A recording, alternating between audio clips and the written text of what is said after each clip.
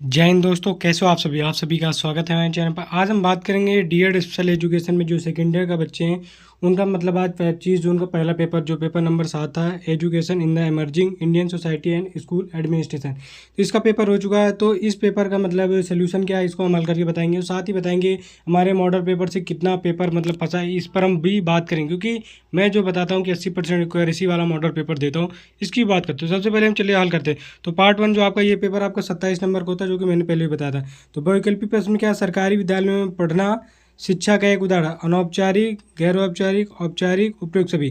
तो आपको पता होगा गवर्नमेंट कॉलेज में पढ़ना जो है कि फॉर्मल एजुकेशन है। क्या है? फॉर्मल एजुकेशन यानी औपचारिक शिक्षा। तो इसका जो राइट आंसर होगा क्या होगा? सी इसका राइट आंसर होगा। तो पहले का जो राइट आंसर होगा वो आपका सी यानी औपचारिक होगा। उसके बाद जो बात करता है राष्ट्रीय शिक्षा नीति, जिसको एनईपी बोलते हैं। एनईपी आपको पता होगा कि क्या होता है? 2020।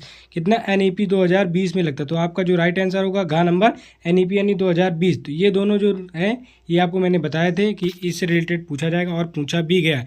तो आपका जो पहला है औपचारिक होगा, दूसरा एनईपी 2020 में होगा। अब ट्रू एंड फॉल्स की बात करें, ट्रू एंड फॉल्स में पहला क्वेश्चन है, मानवतावाद एक विद्यार्थी मतलब स्टूडेंट के ये केंद्रित दर्शन है। बिल्कुल सही है, जो क्योंकि मानवतावाद जो होता है विद्यार्थी के केंद्रों पर निर्धारित होता है। तो इसका जो राइट आंसर होगा ये मतलब ट्रू होगा। सभी विद्यालयों में प्रयोग रजिस्टर रखना अनिवार्य, बिल्कुल सही बात है। तो ये जो हो गए दोनों सही यानी दोनों ट्रू होंगे। क्या होंगे? दोनों ट्रू होंगे। उसके बाद हम बात करते हैं जो इसमें मतलब शॉर्ट क्वेश्चन के। शॉर्ट क्वेश्चन आपके टोटल 3 पूछे गए। तो आप अनौपचारिक शिक्षा के क्या 4 उदाहरण बता रहे हैं। प्रकृतिवाद क्या होता है, समावेशी विद्यालय क्या होता है, इसका भी हम सोल्यूशन करके बताते हैं। और ये क्वेश्चन मैंने दिए भी थे मॉडल पेपर में, चाहे तो आप देख भी सकते हैं।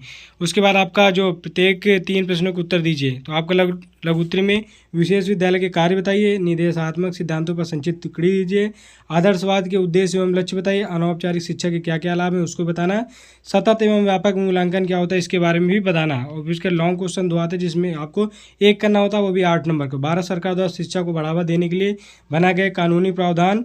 ये बहुत इजी था, अगर आपको समझ में नहीं आओगे तो आप मिस्टेक कर देंगे। तो इसको मैं बताऊंगा इजी क्यों था। तो पहले बात करते हैं कि शॉर्ट में जो वेरी शॉर्ट में थे, अनौपचारिक शिक्षा की क्या हुआ। तो आपका पता होगा अनौपचारिक जो शिक्षा होती है आप घर में रह के मतलब माता पिता के साथ सीखना, दोस्तों के साथ सीखना, टीवी मोबाइल के द्वारा सीखना, मंदिर मस्जिद में जाके मतलब नैतिक सी चीज़ें, उठना बैठना, भगवान को स्मरण करना, ये चीज़ें आप अनौपचारिक शिक्षा में सीखते हैं। प्रकृतिवाद क्या होता है? प्रकृतिवाद वह दर्शन होता है जिसमें प्रकृति ही बड़ी शिक्षा मतलब मानव के लिए प्रकृति ही सबसे बड़ी शिक्षक होती है। रूसों के अनुसार बच्चे की प्रकृति के संपर्क में स्वतंत्र छोड़कर खेल कूद का अनुभव करता है और सीखना भी चाहिए। तो प्रकृतिवाद ये होता है। उसके बाद आपका जो तीसरा नंबर क्वेश्चन, समावेशी विद्यालय क्या। समावेशी विद्यालय आपको पता होगा जहाँ पर एक ही मतलब कमरे के अंदर दिव्यांग बच्चे और समान बच्चे दोनों बैठकर पढ़ते हैं, उसको ही समावेशी विद्यालय कहते हैं। तो यही होता है। अब पार्ट सी की बात करते हैं, विशेष विद्यालय के कार्य कौन से। देखिए, दिव्यांग बच्चों को उनकी ज़रूरतों के अनुसार प्रशिक्षण देना, ब्रेल और सांस्कृतिक थेरेपी जैसी सेवाएं भी देना, व्यवसायिक प्रशिक्षण देकर उनको मतलब आगे के लिए सेल्फ मतलब अपने पैरों पर खड़ा होने के लिए उनको ट्रेनिंग देना, फिर समावेशी शिक्षा के लिए बच्चों को तैयार करना।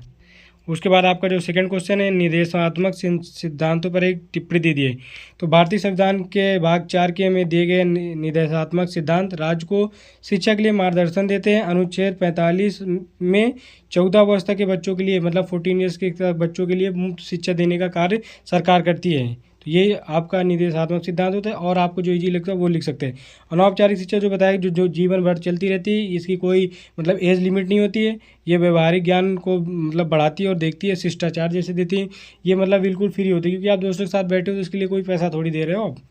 ठीक है। अब तनाव में रहित माहौल में सीखने के लिए आपको मजबूत बनाता है। अब पार्ट गा करेंगे जहाँ पर लॉन्ग क्वेश्चन बहुत इजी था पहला क्वेश्चन में। उसके बाद तो भारत सरकार शिक्षा बढ़ाने के लिए मतलब इन्होंने एक्ट के बारे में ही पूछ लिया। तो मतलब अनुच्छेद 14 के पहले तो 21 की बात करते हैं। 21 में क्या कहा कि 6 से 14 वर्ष तक के बच्चों को मुफ्त शिक्षा देना। उसके बाद अनुच्छेद 45 में क्या कहते हैं, 6 से कम उम्र वाले बच्चों को देखभाल शिक्षा का प्रावधान देना। अनुच्छेद 46 में ST वाले बच्चों के लिए उनके अलग से शिक्षा को बढ़ावा देना। अब एक्ट के बारे में पूछ मतलब इन्होंने अधिनियमों के बारे में बात की। तो पहला आपको RTE एक्ट पढ़ा देना है। उसके बाद आपको RPWD एक्ट पढ़ा देना है। उसके बाद आपको NEP पढ़ा देना है।